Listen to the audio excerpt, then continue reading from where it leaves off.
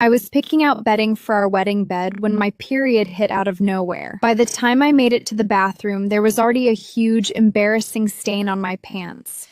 Julian, can you bring me a change of clothes? I got my period. Desperate, I called Julian for help. He clicked his tongue on the other end. What kind of man goes out buying women's pants? That's Mortified, I grabbed a random pair of men's sweatpants and changed into them.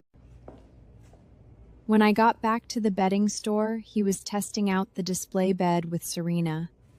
He looked up and teased, You act like nothing's wrong when you're on your period?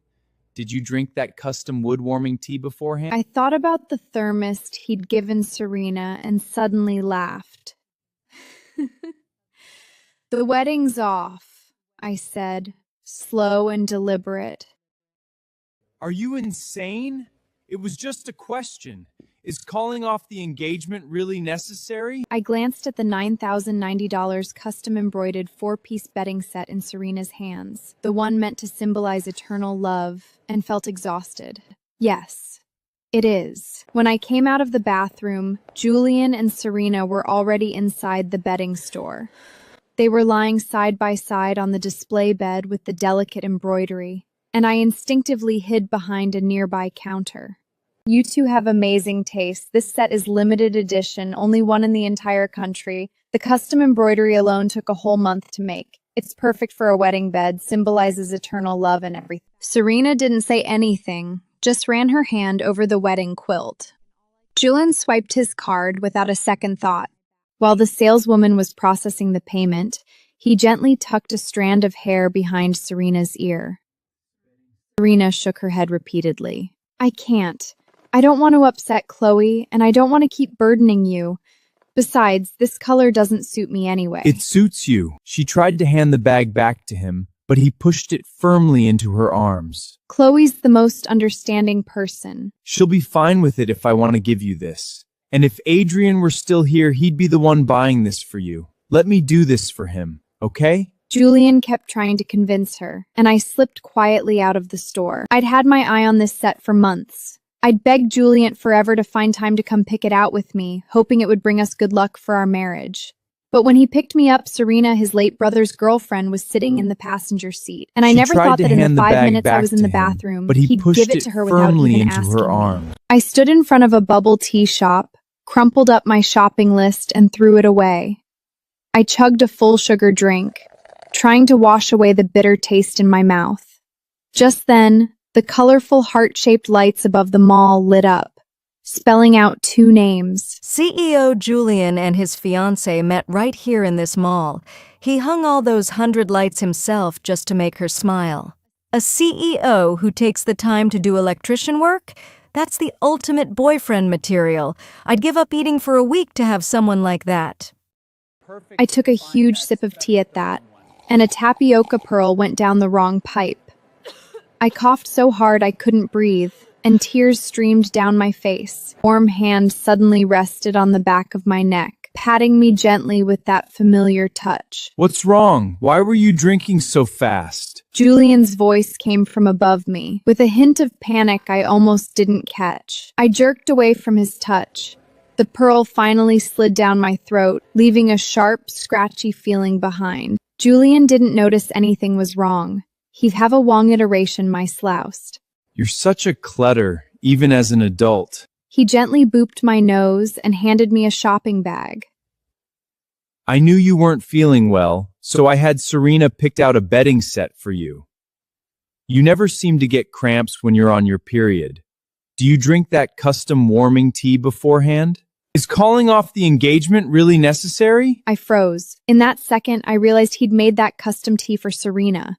Through the clear plastic, I could see the lotus vine embroidery on the bedring set. It was beautiful, but that harsh purple color made my eyes hurt. We'd been together for 7 years. He'd always treated me like a princess, and everyone said Julian was head over heels in love with me. That all changed 2 years ago, when Julian's twin brother Adrian died unexpectedly. On his deathbed, he made Julian promise to take care of his girlfriend Serena. Serena had a complete breakdown. She kept mistaking Julian for Adrian, crying and clinging to him. I was jealous, but I knew it was a terrible situation. I told myself to be mature and hoped things would go back to normal once Serena got better. But 6 months later, when Serena was finally stable, Julian had already gotten used to taking care of her every need. His planner was filled with things he had to do for Adrian. June 5 by Serena, the artisanal focaccia from the burrata. Butter, remember that for Adrian.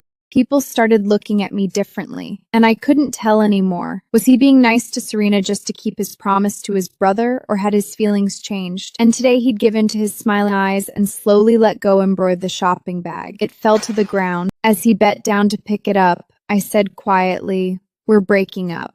Julian smiles for a full 30 seconds. Then he laughed it off casually. Serena gets really bad cramps, so I just asked out of habit, "Why are you being so dramatic? You know I never think before I speak. Stop acting like a child. Serena will make fun of you." Serena laughing at me. Make fun of me? How much more of a joke can I be already? I forced a bitter smile and grabbed his hand. "Julian, why are you wearing Adrian's matching ring instead of our engagement ring?" Julian's eyes darted away. After a long silence, he mumbled guiltfully. Yesterday was the anniversary of when Adrian and Serena started dating. She was upset. I laughed and cut him off, my voice shaking. "She had another breakdown, so you had to take off our engagement ring again?" The word again hit him like a punch, and he exploded. "You think this is easy for me? He was my twin brother. He asked me to take care of her. What was I supposed to do? Enough! It was just a question. Why are you blowing this out of proportion? I thought you were the understanding one." I lost my mom when I was little. It was just me and my dad against the world. Dad worked all the time, so I learned early on to never cause trouble and keep my feelings to myself. When Julian and I first got together, he was fighting to take over the family business and landed a huge client. We pulled all-nighters for weeks to seal the deal.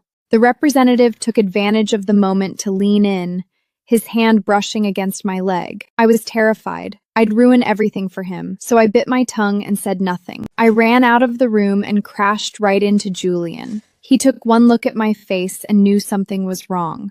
When he forced me to tell him what happened, I burst into tears. He immediately stormed back in and punched the guy. Afterwards, I was worried we'd lose the contract and he'd get in trouble.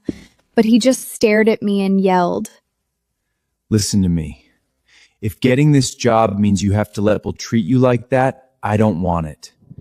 You never have to put up with anything when you're with me." Rumors spread that he was going to be fired, but he secretly signed an even bigger international deal. I still remember the way he slammed that new contract down in front of me, his eyes shining with pride. Thinking about that now, I laughed out loud. How things have changed. Back then, he'd punch someone for making me uncomfortable. Now he makes me miserable every single day. How pathetic. My laugh made him nervous. He pulled me into his arms, his voice softening immediately. "Chloe, I'm sorry. I shouldn't have yelled at you. I'll do anything you want. Just stop laughing like that and don't say we're breaking up, please." He held me tight, and his eyes were filled with that same intense, pure love I'd always known. I closed my eyes, and against my better judgment, my heart softened. I got accepted to NYU. Serena's better now, right? Come to America with me. Let her get used to being on her own. But in that second, I saw Serena's reflection in his eyes. At the exact same time, he mumbled, "We'll talk about this at home." The exact same time, he mumbled and walked As he straight brushed past by, me. I heard him sigh As he in brushed relief. by, I heard him pressed sigh my in lips relief. together and didn't I look pressed back. my lips I together walked and in the didn't look opposite back. direction. I never got to say I'm not waiting anymore. When I came out, I was holding an expedited passport application receipt. In 7 days, I'd have my passport and be on a plane to America. I was about to call a taxi when my phone sent me a security alert.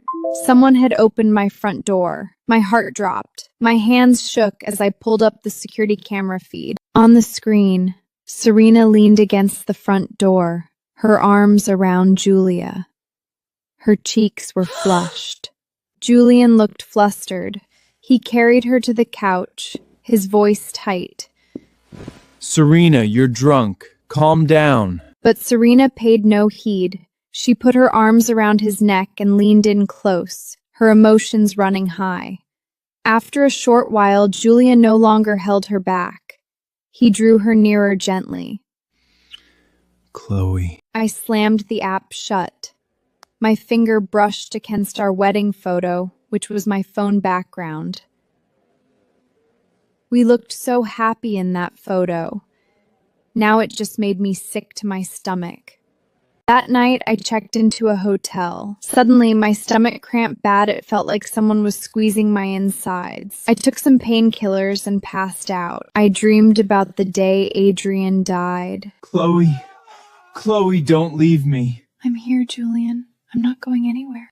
But when I woke up and remembered what I'd seen on the camera, I just sat there quietly for a minute, then got up and left. My footsteps echoed in the empty hotel room.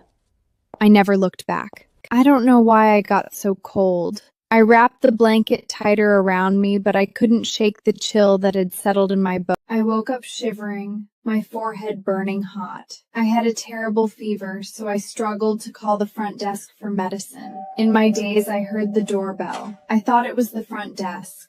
But when I opened the door, I smelled that familiar what he was saying. I'm here to take care of you. So his words were muffled, like they were coming through water. Frustrated, I passed out completely. I woke up 2 days later. I recognized the room immediately. I was in Julia's house. You're My awake? brain was still foggy. I heard footsteps behind me, and then he pressed his forehead to check my temperature. Chloe, your fever finally broke. His warm breath hit my nose, and the intimacy made my skin crawl. Him kissing Serena flashed through my mind. My stomach twisted violently, and I felt like I was going to throw up. Julian panicked and tried to pick me up to take me to the doctor, but the second his hand touched my back, I threw up even harder. His hand froze midair. He looked nervous, and for some reason he called Serena on video chat, like he needed to prove he wasn't doing anything wrong. Serena, Chloe's throwing up really bad. What should I do? Oh no, that's terrible. You're so clumsy with me. I can't believe you're even worse at taking care of your own fiancé. Serena's voice came through the speaker. The camera shook, and then she looked at me gently. The images and sounds emanating from the phone screen, shoved almost right against my noses, made me completely oblivious of the vomit stains on my collar. Don't worry, Chloe. I'm on my way.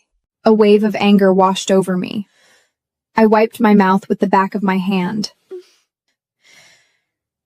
Don't bother. I'm fine. Suddenly, there was a crash on the video. Serena said quickly, "It's nothing," and hung up, but Julian was already distracted. He brought me a bowl of porridge, then made an excuse about work and left in a hurry. I stared at the porridge for a long time, then finally picked up the spoon and ate it slowly. The rice was he'd even added a little salt to make it taste better, probably worried I wouldn't have an appetite. In 7 years together, this was the first time Julia had ever cooked for me, and it would be the last. I never would have guessed that the guy who never cooked at home had gotten so good at it. After I washed the bowl, I packed my things quietly. Everything that reminded me of Julian and our life together, I piled up in the corner of the balcony to burn. 2 hours later, I sat on the floor and watched as all our memories went up in flames. Finally, all that remained was the wedding invitation bearing our names. But that corner of ink, too, quickly vanished into the firelight until absolutely nothing was left. I smiled bitterly. Who knew 7 years of love could disappear in just a few minutes? At least I only had 4 more days until I could leave and start chasing my dreams. That night, I called the hotel to cancel our wedding reception. Julian texted me like usual, saying he wouldn't be home. I texted back, okay, and surprisingly, he called me. I'm sorry, I really can't leave right now. I promise I'll be home at 8 tomorrow with breakfast. Then we'll go see your dad and visit your mom. I was too busy canceling all the wedding plans into care. Chloe! I rubbed my temples and sighed. Fine. He'd knelt at my mom's grave and promised to take care of me ever. Tomorrow, I'd tell him it was over right there, in front of both my parents. At least that way, our relationship would have a proper ending. The next morning at 7, I was packed and ready, sitting on the couch waiting. The clock struck 8, but the front door never opened. He didn't call until my dad was already texting me, asking where we were. Something came up last minute. Take a taxi to your dad's. I'll meet you there. Okay. I nodded. This would actually be better. We could say goodbye properly. But Julian never showed up. Not even when the incense had burned all the way down. My eyes filled with tears. It felt like there was a heavy stone on my chest, making it hard to breathe. Sweetheart, if you're not happy, come home. I can take care of you. I'll always be here for you. As we were walking down the mountain, Julian finally showed up with Serena. Serena got out of the car with red eyes and apologized to me and my dad. "I'm so sorry, Chloe, Uncle. I missed Adrian so much last night that I made Julian drive me to City C overnight. We thought we'd make it back on time, but we got stuck in a police checkpoint traffic jam. It was totally expected. If you're mad, yell at me, not Julian." I didn't mean to. Before I could say anything, she grabbed my wrist and pulled my hand towards her face. Then she covered her cheek and looked like she'd been slapped. I was completely confused. I was about to ask if she was okay when Julian shoved me hard. My back hit the street lamp, and it hurt. What the hell is wrong with you? His eyes were blazing. He pulled Serena behind him protectively. If you're mad, take it out on me. How could you hit her? I took a deep breath and tried to explain. But he didn't let me get a word in. He pointed his finger right in my face. Last time, you threw a fit and threatened to call off the wedding just because I asked you a question. And now, just because we were a little late, you hit her? When did you become so unreasonable? If you're going to act like this, then don't contact me for a while. We'll talk about the wedding when you've calmed down. Then he half-carried, half-dragged Serena to the passenger seat and drove off. The second his taillights disappear around the corner, I heard a loud thud behind me. Dad was so furious at Julian's words that he clutched his chest, gasping for air, and collapsed. I ran to him and helped him sit up, fumbling for my phone to call an ambulance. I suddenly remembered that after watching a video about heart attacks, I'd put emergency heart medication in Julian's house and his car. I called Julian immediately, my voice urgent and shaking. "Julian, come back right now! My dad's having a heart attack!" To my surprise, Serena's soft voice answered first. "Julian, Chloe says her dad is hurt." Then I heard Julian's voice, full of disgust. Ignore her. Her dad just had a full checkup last month. He's fine. "Julian! Julian! I was wrong! Everything was my fault! Take whoever you want, wherever you want, do whatever you want! Just please come back! Just check on him!" But Julian didn't care. He hung up on me without another word. The ambulance took forever to arrive. I knelt on the ground holding my dad, watching as his eyes started to glaze over.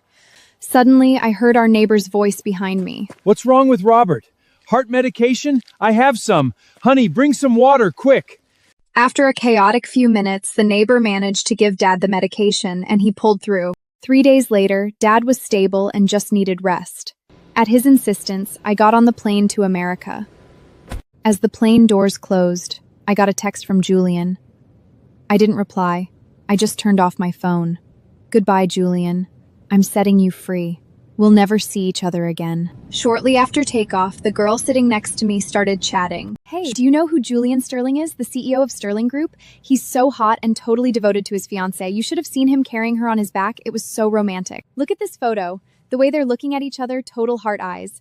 Aren't these photos amazing? The way he looks at her is like she hung the moon. And this one where he's carrying her, total boyfriend material." I looked at all the photos she'd taken, and all I felt was bitter irony. How stupid was I to not see how obvious it was that he was in love with her? If I'd seen it sooner, my dad never would have had that heart attack. Loving you hurt so bad, Julian. But no matter how much it hurts, I'm cutting you out of my life for good. When he got the phone as turned off message, he was confused and called again. It had been my birthday yesterday, but he'd forgotten and taken Serena to an amusement park instead. He'd thought his text would give me an excuse to make up, and he'd buy me a late birthday present to smooth things over. He'd even already picked out what present to get me. He never thought I'd just disappear. His temples started throbbing. He reached for a mint like he always did, but there was nothing there. He suddenly remembered that for years, whenever he was stressed and had a headache, I would make him lie down on the couch, put a mint in his mouth, and massage his head with the technique I'd learned just for him. He realized then that I hadn't been to his office in a very long time. He lit cigarette after cigarette, frustrated. Then his eyes fell on the photo frame on his desk, and he froze. It used to be a photo of just him and me, but now, somehow, Serena was in it too. For the first time, he noticed how sad I looked in that photo. Julian exhaled a cloud of smoke, and his mind drifted back to the night before. He'd been carrying Serena to the car, and she'd clung to his shirt, whispering, "Adrian, please don't leave me." Julian's heart had softened, and he'd held her tighter. I'm not going anywhere. I promise, I'm not going anywhere. But Serena hadn't stopped there. She'd pressed herself against his shoulder and asked, "Then don't marry Chloe. Marry me instead." Julian had stopped dead in his tracks, his mind going completely blank.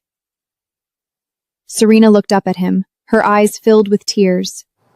"If you're going to pity me, then pity me all the way. Please," Serena continued. "Don't be Julian 1 minute and Adrian the next. I can't take it anymore, please." Julian's eyes were dark. He didn't say anything, just carried her to the taxi stand, hailed a cab, and helped her in. Don't overthink this. Go home and get some rest. I have work to do, so I won't ride with you. Then he walked away quickly, like he was running away, and didn't even close the taxi door properly. In the taxi, Serena watched his retreating figure in the rearview mirror and cried her heart out. The cigarette burned his finger, snapping him back to reality. A look of confusion crossed his face. He didn't know what was wrong with him lately. He'd only ever wanted to take care of Serena for Adrian. How had he ended up sleeping with her and ruining his engagement? Then he thought about the phone call from me, saying my dad was hurt. A terrible feeling of dread washed over him. He couldn't sit still anymore. He grabbed his jacket and drove home as fast as he could. On the way, he made up his mind. He was Julian, and he would only ever be Julian, not Adrian. He'd been terrible to leave me and my dad at the cemetery like that. He needed to go home and apologize properly. When he pulled into the driveway, it was already dark. The security guard waved and smiled. Haven't seen you in a while. Just got back from a business trip? Yeah. Julian smiled and nodded, but inside he was kicking himself. He should have come home sooner. As he got closer to the house, Julian looked up at the windows. The light that was always on for him when he came home late was off. His heart skipped a bolt. He parked the car quickly and ran up the stairs. The facial recognition lock, which always worked perfectly, kept failing. Julian wiped his face, took a deep breath, and typed in the passcode instead. The door finally opened. When he turned on the lights, the first thought that hit him was, "It's so empty." He didn't have time to think. He called my name and ran through every room in the house looking for me, but the only answer was silence. Finally, he stood in the bedroom, calling my number over, only to get the same phone is turned off message. His eyes completely in horror. He finally realized why the house felt. Our wedding photo was gone from the nightstand dot. He spun around. The bathroom counter, which was always covered in my makeup and skincare products, was completely bare. His legs felt like jelly. He stumbled to the closet and pulled the doors open with shaking hands. That word again, empty. The closet was completely empty. All the blood rushed to his heart, and he finally understood. His heart had known something was wrong long before his brain caught up. Everything that belonged to me, everything that belonged to us, was gone. He forced himself to calm down and called my dad. No answer. Julian couldn't take it anymore. He drove to my dad's house as fast as he could. Chloe, I know you're in there. Please open the door. Let's talk face to face. Uncle, please open the door. Chloe and I just had a misunderstanding. He knocked and begged for hours, but the door never opened. Julian refused to leave. He just sat down on the doorstep and waited. Just then, the neighbors next door home from a wedding. They saw him and didn't even say hello, just tried to go inside their house. Julian frowned. When I was new, these neighbors, they were labor lady care of me all the time. Our balconies were connected head by a little ladder, so we could visit each other whenever. Uncle, Auntie, can I use your balcony to get into Chloe's house, please? The neighbor lady's pent-up anger exploded. I should be yelling at you. You want to come into my house? In your dreams. Now you want to find Clue Lake. Julian felt he'd been hit by a truck. He froze, his mouth opening and closing, but no finally hit his chest and forced a terrible smile. Oh, this is just a joke, right? They're still mad at me, so they told you to say... The neighbor man scoffed. A joke? I wish it was a joke. Robert almost died on the anniversary of his wife's death. He's still in the hospital. We all know where you were, with your brother's girlfriend. You can't have both, you selfish bastard. Then he shoved Julian hard and slammed the door in his face. Julian's legs gave out, and he slid down the wall to the ground. After a long time, he forced himself to stand up and drove to the hospital, running every red light along the way.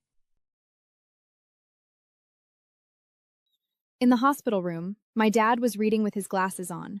The second he saw Julian, his blood pressure shot through the roof. The nurse panicked and kicked Julian out before anything worse happened.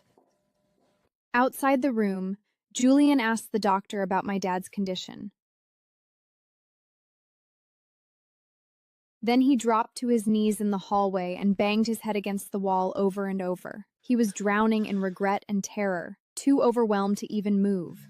When Serena called him, he didn't even look at the phone. He just hung up. He stayed there kneeling until the sun came up, then finally stood up and left. On the way home, Julian called his secretary. His voice was harny, like he'd been screaming. Find out where Chloe is, now. On the way home, Julian called his secretary. His voice was harny, like he'd been screaming. Find out where Chloe is, now. When he got home, the first thing he did was pull the security camera SD card to see when I'd left. But there was only one video on the card, the video of him and Serena kissing in the living room. It was my goodbye present to him. Julian flipped over his desk, smashed everything in his office, and slapped himself hard across the face multiple times. When Serena showed up, Julian was curled up on the floor, red-faced and surrounded by empty liquor bottles. She gasped and ran to help him up. Julian, what's wrong? I heard Chloe is gone. How did you get in here? I added my fingerprint last time I was here. So Chloe is really gone. Does that mean you'll marry me now? Julian heard the excitement in her voice, and his temples started throbbing again. The promises he'd made to take care of her, which had once felt like the right thing to do, now felt like a heavy weight on his chest. It would be weird for me to just move in here after Chloe lived here for so long. Why don't you stay at my place for a few days? We can sell this house and buy a new one for our wedding. That embroidered bedding set we bought will be perfect for our wedding bed. It symbolizes eternal love, right? And after we get married, let's have 2 kids, a boy and a girl. A wave of disgust washed over Julian. He couldn't even bring himself to drink the water she handed him. Serena finally noticed something was wrong. Her face fell. You didn't want Chloe to leave, did you?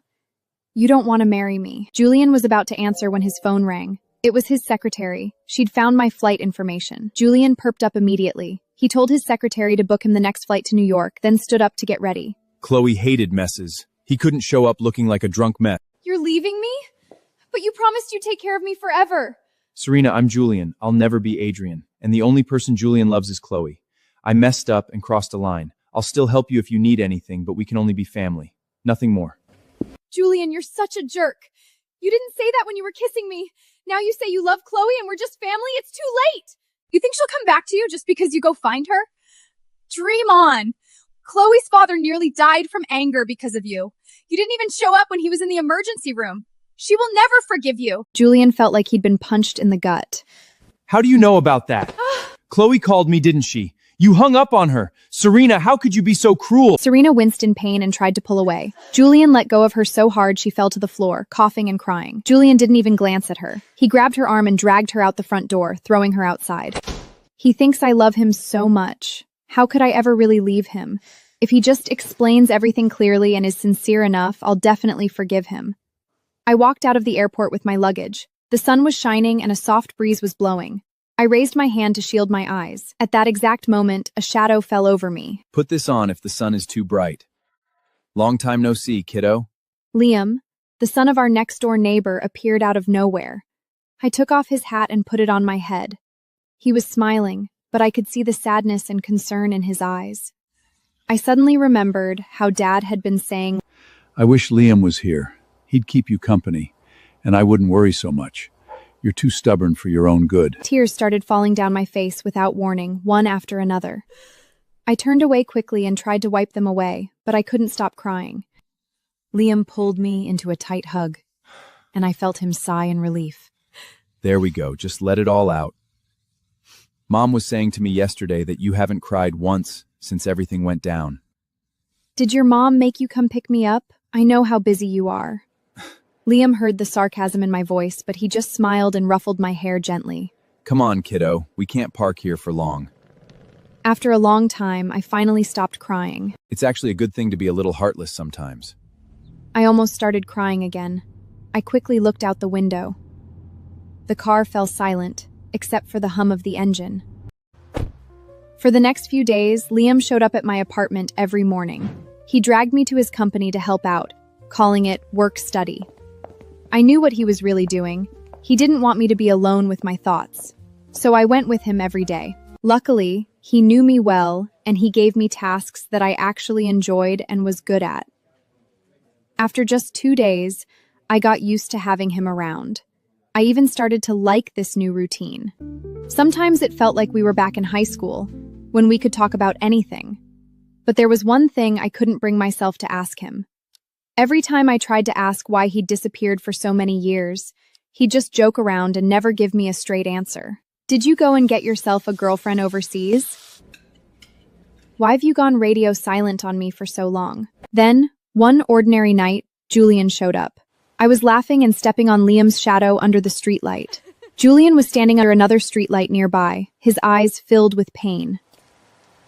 You came to America just to be with him?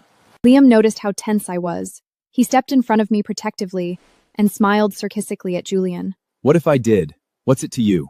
Liam, you're such a pathetic loser, hanging around waiting for her. Chloe's just mad at me. Get lost. Before Liam could answer, I spoke up. You're the one who needs to leave. We broke up.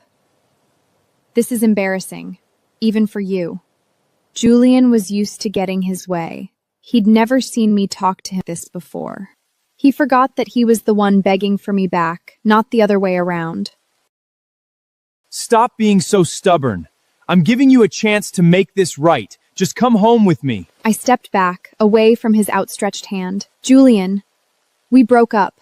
Julian pulled his hand back, looking confused. I never agreed to break up. I never gonna have bear. You and me don't me. I know you're mad about your dad, but I can explain. I didn't mean to not show up at the hospital. Serena... I cut him off, fed up. Enough! We're not married, Julian. I don't need your permission to break up with you. Or it's just that you can't stand being the one who gets dumped. You have to be the one to end things, right? Julian thought I just hadn't heard him. He repeated desperately. Chloe, listen to me.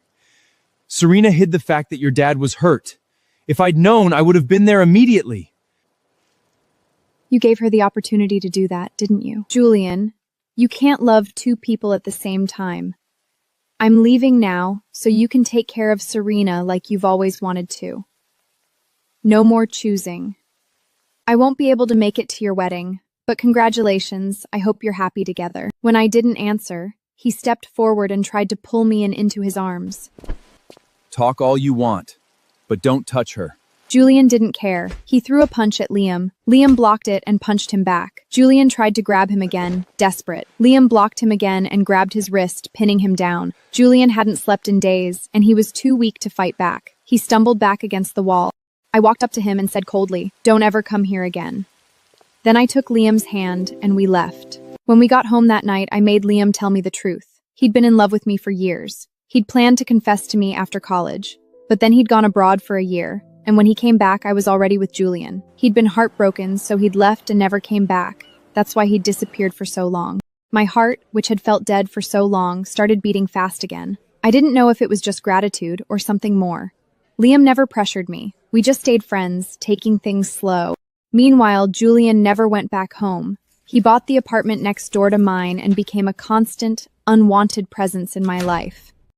Every day, he would knock on my door at the same time. He'd bring me hot milk for breakfast, soup for lunch, and a bouquet of roses every night after dinner. I never opened the door. The food would get thrown away by the cleaning lady, and the roses would just wilt on the doorstep. But Julian acted like he didn't notice. He just kept coming back every day. I was so fed up I was looking for a new apartment. Then one day, I heard someone crying outside my door. I opened the door and saw Serena on her knees. She said she was pregnant with Julian's baby and begged me to give him back to her. I didn't look at her. I looked past her affectingly hoop behind her. I smiled numbly. Julian's face turned red with anger. He stared at Serena's stomach and shouted. I blinked in surprise at his outburst. Julian saw that as a sign of hope and— Chloe, you blinked. You still love me, don't you? I'll take care of her, I promise. Everything will be back to normal. Let go my hand away so hard that my wrist turned red. Grabbed a wet wipe and scrubbed my hand until the skin was raw. Then I looked up. Having a baby, you should marry her and be a family. Stop wasting both our time. Then I closed the door, tired of their drama. You're crazy! The door blocked out Serena's sobs, but I could still hear them yelling at each other outside. Her screams and his shouts mixed together into a terrible mess. I calmly called the police, then turned on the TV and watched my show, ignoring the chaos outside. 3 days later, Liam told me what had happened. Serena had snapped when Julian told her to get an abortion, and she had started hitting and biting him. Julian had pushed her away in self-defense, and she had lost the baby. The accident had damaged her uterus, and she would never be able to have children. Serena's family came to Julian and gave him two choices: marry Serena or go to jail for assault. He chose jail. He was sentenced to 3 years in prison. That afternoon, as I was leaving my apartment, a courier handed me an envelope. He said it was from Julian, passed along through several people. Inside the envelope was a single piece of paper. The writing was smudged, like it had gotten wet. "Chloe, I'm going to pay for what I did. When I get out, will you marry me?" I twirled the paper between my fingers for a second, then tore it in half easily. The pieces fell into the trash can, like they'd never existed. I grabbed my bag and went downstairs. Liam was waiting for me to go to the library. 3 years later, Liam and I brought our 1-year-old twins back to Australia to visit my mom's grave. Next to her grave, we saw 2 new headstones, Julian's and Serena's. Dad sighed and told me what had happened after we left. Julian had been a model prisoner, trying to get early release. Then Serena somehow got a video of my wedding to Liam, and she brought it to the prison when she visited Julian. Julian had a complete breakdown when he saw it. He went crazy and started fighting with the other inmates, including a man who was serving a life sentence for murder. That night, the man killed him. When Serena found out Julian was dead, she left a suicide note, saying she wanted to be buried with him. Then she killed herself. Dad didn't finish the sentence. He just patted my back gently. I held my baby daughter close and kissed her soft cheek. I didn't feel sad or even sorry. It was like hearing a story about strangers. After that, I talked to Dad about moving Mom's grave to a new place, far away from there. We planted sunflowers all around it, her favorite flower. The day we moved her grave was beautiful. The sky was blue and the clouds looked like cotton.